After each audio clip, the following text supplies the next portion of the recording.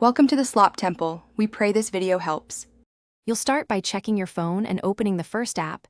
This matters because Android and iOS differ. On Android, tap Recent Apps. On iPhone with gestures, swipe up and pause. Once the app is visible, long press its icon or tap the split screen handle.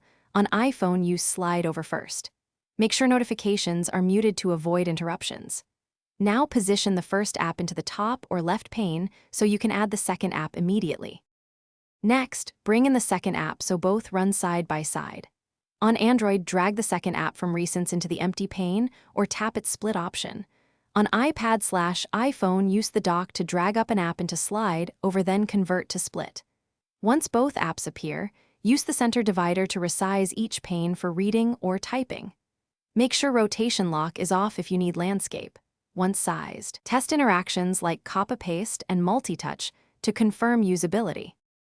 To finish, interact with the divider. Drag fully to one side to return to a single app, or use the app menu to maximize one pane. If you want this layout later, some launchers or productivity apps let you save split configurations. Enable that now. If something goes wrong, try closing the troublesome app and reopen.